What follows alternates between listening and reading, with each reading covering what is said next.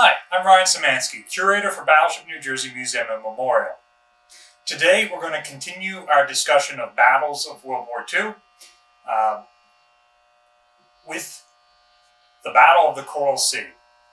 Coral Sea is remarkable because it is the first battle in history where the two opposing fleets never sight each other.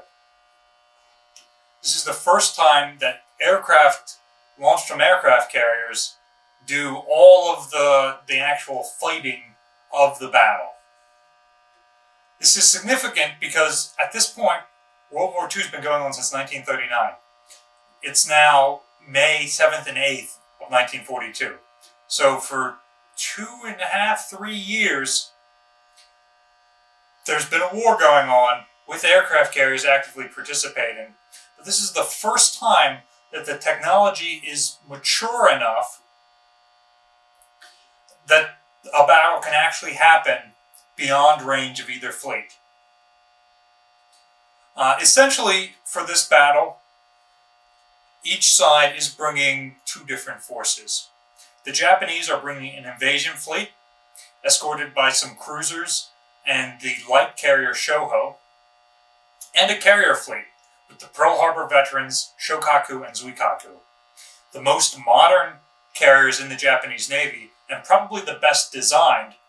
However, because they've been operating a shorter period of time, their pilots aren't up to the same level of training as those on the older carriers like Akagi and Kaga. By this point in the war, though, they have a lot of combat experience, and they started out with way more training than Allied pilots anyway. So even though the air groups of these carriers were considered less efficient during early raids than the other carrier groups, aviators, they're still better than Allied aviators.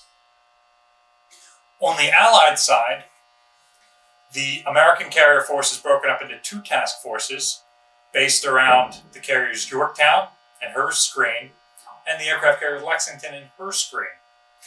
And there's an Allied cruiser force under the command of Admiral Crace, which has primarily American and Australian cruisers in it.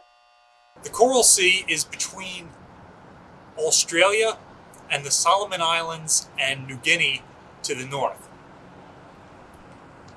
The Japanese were trying to take control of Port Moresby in New Guinea so that they could isolate Australia. If they could form a perimeter around Australia by putting air bases and ground garrisons there, it would prevent the Allies from getting convoys there and prevent them from using it as a base of operations for striking elsewhere. The two fleets had their early war air groups, with the Japanese operating the Zeros as their fighters, Kates as their torpedo bombers, and Vals as dive bombers. On the American side, the Wildcat was the fighter of choice, and in most respects, besides armor and armament, it was inferior to the Japanese counterpart.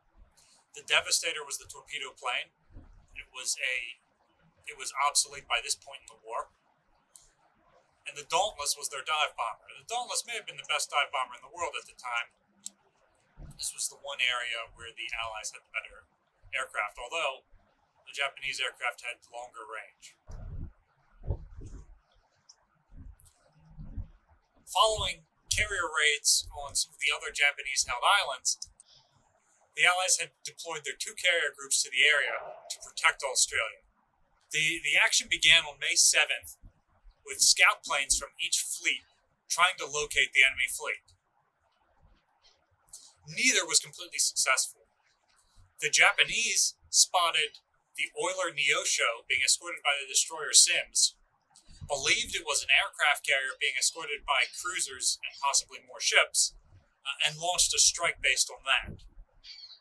The Allies, meanwhile, spotted the Japanese invasion force with the light carrier Shoho, assumed it was the Japanese main force, and launched a full strike on them. Shoho, as a light carrier, could only carry about 30 aircraft.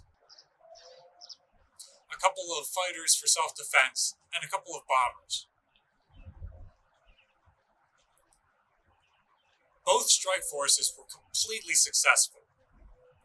Both Neosho and Sims were destroyed by Japanese aircraft. Shoho was destroyed by an overwhelming number of torpedoes and bombs. The phrase "scratch one flat top" was initially uttered here, and American aviators would continue to use that phrase when they sank Japanese aircraft carriers later in the war. Further scouts that day were unable to locate the two fleets. The carriers were able to duck into and out of cloud cover, and this partially protected them from aircraft spotting. On May 8th, both fleets launch scout aircraft and are able to locate the enemy battle forces and launch strikes against them. The Americans strike on the Japanese carriers. They manage to damage one, leave the other one unscathed. The Japanese strike on the American carriers was far more successful. They were able to put bomb hits on Lexington, which would cause aviation gas to explode and continue a number of explosions later on in the day. They were also able to score hits on Yorktown, which damaged her but did not put her out of the fighting for good. All four carriers expended the majority of their aircraft. And so the Japanese, unable to support the invasion, turned around and went home. This was the first strike in the war where they had been unsuccessful and had to turn around. The Americans had to scuttle Lexington before the end of the day, and Yorktown had to limp home to Pearl Harbor.